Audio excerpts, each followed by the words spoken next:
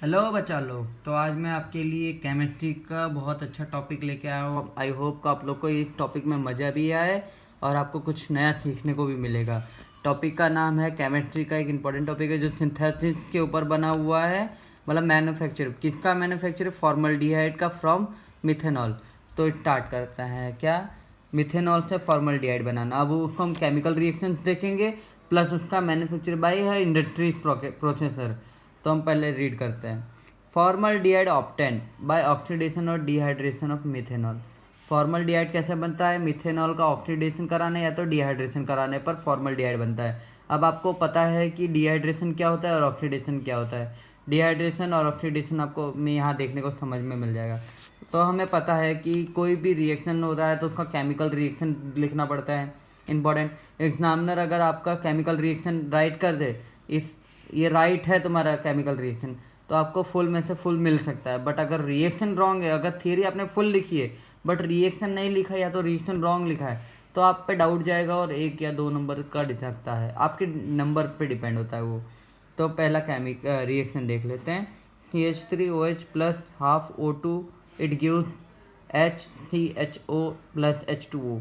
इसका मतलब पहले ऑक्सीडेशन कराया उसके बाद उसका डिहाइड्रेशन हुआ।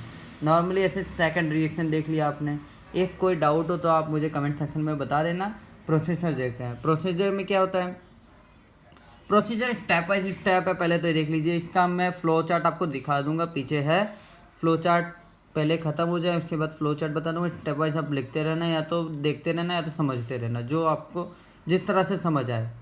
चलो स्टार्ट करते हैं। Methanol is heated in vapour chamber. Methanol किस में? वेपर चैम्बर में हीट होता है एंड कन्वर्ट इनटू वेपर, और वेपर में कन्वर्ट होता है। Then it is mixed with 5-10 time more amount of fresh air.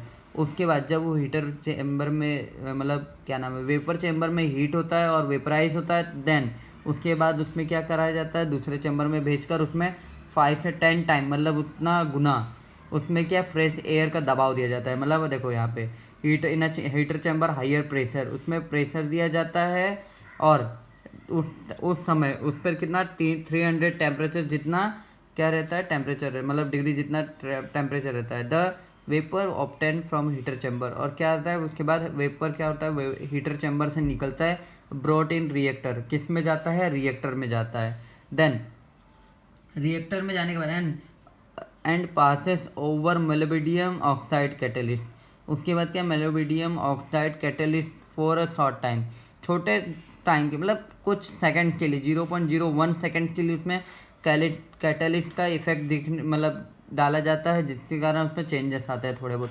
During this Passage the temperature of reactor is maintain. उसके बाद उस रिएक्शन के दौरान हम क्या करते हैं, रिएक्टर का टेम्परेचर मेंटेन करते हैं जो 350 टू 400 डिग्री सेल्सियस तक रहता है। The complete oxidation of methanol give the formaldehyde. हाँ, जैसे कि हम रिएक्टर का अंदर मतलब टेम्परेचर के अंदर हम टेम्परेचर 350 टू 400 डिग्री सेल्सियस तक कर देते हैं, तो क्या होता है कि कंप्लीट द ऑक्सीडेशन, और तब ऑक्सीडेशन होता है किसका? मिथेनॉल का। ऑक्सीडेशन लाइक दिस, इधर देखो ऑक्सीडेशन हो रहा था मिथेनॉल का, वैसे सेम यहाँ पे ऑक्सीडेशन होगा और किस में कन्वर्ट हो जाएगा? फॉर्मल्डिहाइड में। Then the product is cool down. उसके बाद क्या, प्रोडक्ट कूल डाउन होता है, ठंडा पड़ता है and brought in the scrubber. Scrubber में जाता है। प्रोडक्ट क्या होता है, जो कौन सा प्रोडक्ट जो क्या है मेंटेन हुआ था 350 टू 400 तक, उसके बाद उसको स्क्रबर में भेजा जाता है। स्क्रबर के बाद the stream of water is allowed. तो क्या होता है, वाटर ड्रॉप मतलब जैसे कि ये बॉक्स हुआ, उसके ऊपर से वाटर ड्रॉप गिरने का अलाउड करते हैं। वाटर ड्रॉप मतलब जो ड्रॉप वाइज गिरना चाहेंगे, जो जब ड्रॉप गिरेंगे तो ड्रॉप वाइज ड्रॉप गिरेगा तो उसमें से क्या होगा, H2 अलग हो जाएगा। देखो drop and the top of the chamber, so H2 is form. H2 form हो जाए मतलब सेपरेट हो जाएगा, separated from the top chamber with other impurities such as N2 CO CO2 CH4। The fractional distillation of remaining product distill 80% to 90% formaldehyde and unused methanol again brought to reaction chamber for reuse। I think आपको समझ में आ गया होगा कि जब वो H2O निकल जाता है उसके बाद ऑक्सीडेशन होता है उसके बाद, तो फॉर्मल्डिहाइड क्या है, अनयूज फॉर्मल्डिहाइड 90 to 80% निकलता है, और अनयूज मिथेनॉल क्या होता है उसमें निकलता है again and brought in reactor chamber for reuse. और जो मिथेनॉल निकलता है अनयूज्ड मतलब जो यूज़ नहीं होता, उसके बाद क्या करते हैं, वापस ब्रॉट किया जाता है कहाँ पे, रिएक्शंस में, रिएक्टर चैम्बर्स में फॉर यूज़, वापस यूज़ करने के लिए। अब हम आते हैं एप्लीकेशन पे। एप्लीकेशन क्या क्या होती है, मतलब इसकी यूजेस क्या क्या है वो देखना। ना हम एप्लीकेशन पे आते हैं। एप्लीकेशन क्या है, पहला एप्लीकेशन मतलब यूजेस, हम फॉर्मल्डिहाइड का यूज़ कहाँ कहाँ आ सकता है। तो फॉर्मल्डिहाइड का use phenol formaldehyde resin Bakelite plastic बनाने में होता है। सेकंड, फॉर्मल्डिहाइड का यूज़ कहाँ होता है, prepare formalin solution. I know that कि आपको शायद पता हो फॉर्मेलिन, क्योंकि 12th में ही आपने पढ़ा होगा फॉर्मेलिन, या तो आपने सुना होगा 12th स्टैंडर्ड में फॉर्मेलिन, जिसमें 37% इतना फॉर्मल्डिहाइड होता है। और फॉर्मल्डिहाइड का यूज़ और एक जगह synthesis formic acid, formic acid आपको और पता होगा कहाँ पे होता है, एंट में। मिथेनॉल है ना, ETC सॉरी, हाँ ETC। Formaldehyde is used in synthesize of urea formaldehyde resin. और सेकंड एप्लीकेशन क्या था, फॉर्मेलिन बनाने में, किसमें, यूरिया फॉर्मल्डिहाइड रेजिन बनाने में होता है। अब मैं आपको फ्लो चार्ट दिखाने जा रहा हूँ, एक सेकेंड ना।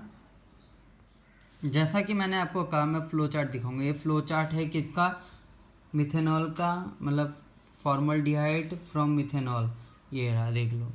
बाद में मैं पूरा चार्ट रख दूंगा, तो आप स्क्रीनशॉट ले लेना। पहले देखो ये रहा, pure air heater chamber. Heater chamber से होते हैं प्योर एयर, मतलब जब वेपराइज होता है हीटर चैम्बर में, तो वेपराइज होने के बाद रिएक्टर में जाना है। रिएक्टर में कैटलिस्ट मिलती है मोबिलिडियम, जहाँ पे वो कुछ सेकेंड्स होता है, उसके बाद होते हुए वो किस में जाता है, स्क्रबर में। आपको बताया था जैसे कि थोड़ा सा पार्ट जो बच जाते हैं, मतलब जो रिएक्टर में, उसके बाद क्या नाम है, मोबिलिडियम से होते हुए वो स्क्रबर में भेज दिया जाता है। स्क्रबर में क्या होता है, वो ऊपर से हीट ट्रांसफ़र, मतलब वाटर का वो करता है, मतलब परमिशन देता है कि आप वाटर ड्रॉप गिराए। वाटर ड्रॉप की वजह से H2 ये सब मतलब रिएक्शन से अलग हो जाता है।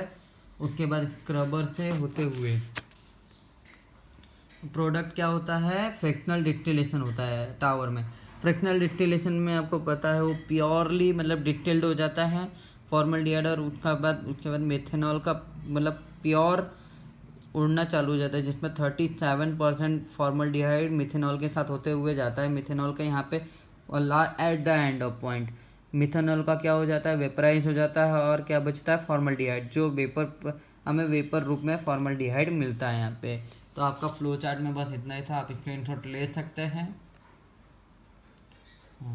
आई होप आपको थोड़ा बहुत समझ में आया होगा, और आपको समझ में आया भी होगा। और जैसा कि मैंने पूरा फ्लो चार्ट बता दिया है, इसके साथ अगर आपको और भी इस तरह से सिंथेसिस या तो किसी भी टाइप के टॉपिक चाहिए हो, तो आप कमेंट में सेक्शन में लिखना, अगली वीडियो उसी के ऊपर बनेगी। और हाँ, thanks for watching this video.